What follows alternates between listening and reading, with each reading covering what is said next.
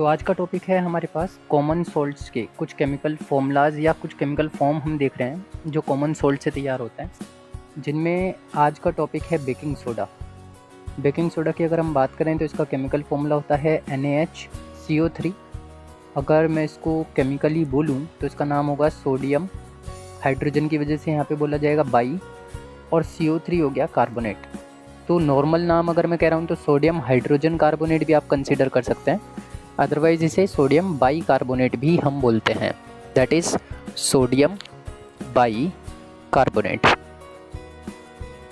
This is the chemical name of this compound. अगर हम इनकी प्रिपरेशन की बात करते हैं तो प्रिपरेशन कैसे कैसे हम कर सकते हैं। आपको करना क्या है कि ब्राइन का एक्वस सॉल्यूशन बना लेना है, अदरवाइज़ आप सीधे सीधे बोलेंगे कि ब्राइन सॉल्यूशन ले लीजिए, और ब्राइन सॉल्यूशन का मतलब होता है एक्वस सॉल्यूशन ऑफ NaCl, यानी टेबल सॉल्ट का एक्वस सॉल्यूशन जब आप बनाते हो that is known as brine solution. उस ब्राइन सॉल्यूशन के ऊपर फर्स्ट ऑफ ऑल आपको कार्बन डाइऑक्साइड गैस पास करानी है, and second one is ammonia gas pass करानी है। आपको केवल इतना सा काम करना है कि आप एक बीकर में या टेस्ट ट्यूब में ब्राइन का सॉल्यूशन बना लीजिए। ब्राइन का सॉल्यूशन बनाने का मतलब हुआ ये आपका NaCl सॉल्यूशन है, यानी आपने नमक का पानी बना लिया। उसके अंदर आप CO2 गैस पास आउट करेंगे, उसके बाद आप अमोनिया गैस पास आउट करेंगे NH3। जैसे ही ये दोनों गैसेस इसके अंदर जाएंगी तो ये जो सोडियम है वो बेसिकली यहाँ से इस H2O में से हाइड्रोजन लेगा और CO2 में से, और यहाँ से एक ऑक्सीजन लेगा। तो बेसिकली H2O में से एक ऑक्सीजन, एक हाइड्रोजन और CO2, तो ये CO2 और ऑक्सीजन कंबाइन होकर के बन जाएंगे CO3। आपके पास H पहले से ही है और आपके पास सोडियम भी है, तो बन जाएगा क्या NaHCO3। अब अगर हम बात करते हैं H2O की, तो अब आपके पास क्या बचा हुआ है, देखो OH तो हम निकाल चुके, एक हाइड्रोजन बचा हुआ है, अमोनिया बचा हुआ है यहाँ से NH3, और Cl बचा हुआ है NaCl का। अगर मैं इनको कंबाइन करता हूँ तो क्या बनेगा NH4, 4 हो गए, और एक Cl। तो हमारे पास दो कंपाउंड बनते हैं। यानी बेसिकली जब हम प्रिपरेशन कर रहे होते हैं बेकिंग सोडा की या सोडियम बाई कार्बोनेट की, तो हमें मिक्सचर मिलता है अमोनियम क्लोराइड और सोडियम बाई कार्बोनेट का। रिएक्शन बहुत सिंपल है, बस ब्राइन सॉल्यूशन में आपको पहले कार्बन डाइऑक्साइड पास करानी है, फिर उसके बाद अमोनिया गैस पास आउट करानी है। जैसे ही आप ये काम करते हैं तो आपके पास एक मिक्सचर बनता है, that is the ammonium chloride and sodium hydrogen carbonate.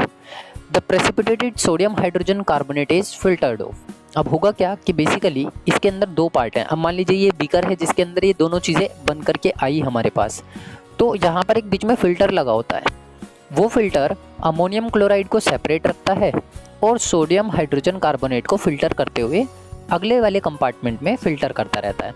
तो जैसे जैसे यहाँ से प्रोडक्शन होता जाएगा दोनों कंपाउंड्स के मिक्सचर का, यहाँ पर ये फ़िल्टर वाला एक कंपार्टमेंट हमने यूज़ किया हुआ है जिसके अंदर यहाँ NH4Cl मिलेगा, और फिल्टर होने के बाद हमें NaHCO3 मिलेगा। अगर हम बात करते हैं इसकी प्रॉपर्टीज़ की, तो बेकिंग सोडा सबकी किचन में प्रेजेंट होता है, सबके घरों में यूज़ होता है। तो it is a white crystalline solid, ये वाइट कलर का क्रिस्टलाइन सॉलिड होता है। अदरवाइज हम इसको पाउडर्ड फॉर्म में भी यूज़ करते हैं। जरूरी नहीं है कि हर बार सॉलिड ही हो या क्रिस्टलाइन फॉर्म में ही हो, हम इसका पाउडर भी यूज़ करते हैं, which is sparingly soluble in water at room temperature, और इसको हम एसिडिटी होने पर भी पानी में डाल करके लेते हैं। तो बेसिकली ये पानी में क्या हो सकता है, स्पेरिंगली सोल्यूबल है, डिजोल्व हो सकता है, लेकिन इसको ज़्यादा एक्सेस अमाउंट में अगर हम डालते हैं तो इसकी सोल्यूबिलिटी कम होती है, इसलिए लिखा जाता है sparingly soluble in water. Second one is its aqueous solution is weakly alkaline due to hydrolysis. इसका जो सोल्यूशन बनता है उसको हम एसिडिटी में क्यों यूज़ करते हैं, जब एसिडिटी हो जाती है तो हम इनो लेते हैं या बेकिंग सोडा लेते हैं, तो उसका रीज़न बेसिकली ये है क्योंकि इसका जो सोल्यूशन होता है वो वीक एल्कलाइन होता है, यानी कि बेसिक होता है, और जब एसिडिटी बढ़ेगी स्टमक के अंदर तो हम क्या लेते हैं, एक बेसिक सोल्यूशन लेते हैं। यानी कि आपको जो बेकिंग सोडा है उसका एक्वस सोल्यूशन वीक एल्कलाइन की तरह यूज़ किया जाता है, यानी कि हाइड्रोलिसिस हुआ। क्या हाइड्रोलिसिस हुआ, कहने का मतलब जब आपने NaHCO3 में वाटर मिलाया तो ये बेसिकली एक बेसिक सोल्यूशन बनाएगा जो कि NaOH का होगा, वो हमारे स्टमक के अंदर जो प्रोड्यूस होने वाली एसिडिटी है उसको डाउन कर देता है। तो रिएक्शन क्या है बेसिकली अगला कि on heating it decomposes to give sodium carbonate and carbon dioxide. जब आप इसको गर्म करते हो तो गर्म करने से क्या होगा, ये रिएक्शन यहाँ पर आकर होती है। बेसिकली रिएक्शन क्या है कि दो मॉलिक्यूल आपके NaHCO3 के गर्म किए जाएंगे।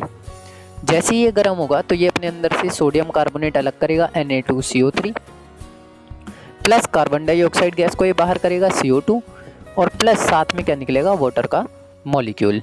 तो यहाँ से हमें evolution of carbon dioxide gas मिलता है।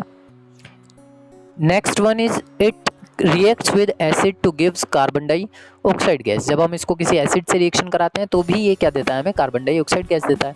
मीन्स क्या हुआ कि जैसे NaHCO3 जैसे ही एसिड से रिएक्शन करेगा HCl, तो क्या बनने वाला है, यहाँ से सोडियम पॉजिटिव है, यहाँ से Cl निगेटिव है, दोनों कंबाइन हो जाएंगे क्योंकि पॉजिटिव और निगेटिव अट्रैक्ट करते हैं एक दूसरे को, तो NaCl की फॉर्मेशन हो गई। इस CO3 के अंदर से मैंने हमेशा बताया है कि कार्बन डाइऑक्साइड का इवोल्यूशन हो जाता है। अब आपके पास CO2 निकल चुकी तो यहाँ से O बचा, यहाँ से H बचा, और यहाँ से भी आपके पास H बच रहा है। जब आप इसको कंबाइन कराओगे तो ये क्या बन जाएगा, वाटर का मॉलिक्यूल। तो रिएक्शन में हमें तीन चीज़ें मिलती हैं। Number 1 is salt, number 2 is carbon dioxide gas, number 3 is water molecule. तो यानी कि जब बेकिंग सोडा की रिएक्शन किसी एसिड के साथ हम कराते हैं तो हमारे पास एक तो सॉल्ट बनेगा और एक कार्बन डाइऑक्साइड गैस का लिबरेशन होगा। अगर हम इसके यूजेस की बात करते हैं तो it is used as a component of baking powder. हम इसको बेकिंग पाउडर के कंपोनेंट की तरह यूज़ करेंगे। अच्छा, बेकिंग पाउडर में बेसिकली बेकिंग सोडा होता है और टार्ट्रिक एसिड होता है, दोनों में डिफरेंस है। बेकिंग सोडा केवल NaHCO3 है और बेकिंग पाउडर में टार्ट्रिक एसिड भी कंबाइन हो जाता है, जो कि केक को फ्लफ़ी करने में या बन को फ्लफ़ी करने के लिए या पेस्ट्रीज को फ्लफ़ी करने के लिए यूज़ किया जाता है। Second one is it is used in soda acid fire extinguishers. इसको हम फायर एक्सटिंग्विशर्स के अंदर भी यूज़ करते हैं। Third one is it acts as mild antiseptic and antacid, क्योंकि जो हमारे स्टमक के अंदर एसिडिटी इंक्रीज हो रही थी, उस एसिडिटी को डिक्रीज करने के लिए हमने इसका यूज़ किया, जिसकी वजह से हम इसको बोलते हैं एंटासिड्स। यानी कि antacids are do substance which are used to reduce the acidity. जहाँ पे एसिडिक मीडियम ज़्यादा हो रहा हो वहाँ पर हम कुछ बेसिक मीडियम का यूज़ करते हैं इस एसिडिसिटी को कम करने के लिए। तो वो सारे सब्सटेंसेस एक एंटासिड का तरह ये काम करते हैं। एक ह्यूमन बिहेवियर में इसको एंटासिड का नाम दिया जाता है। अदरवाइज ये एक एंटीसेप्टिक की तरह भी काम करते हैं। जब चोट लग जाती है, वाउंड्स हो जाते हैं, तो वहाँ पर भी बेकिंग सोडा का यूज़ किया जाता है।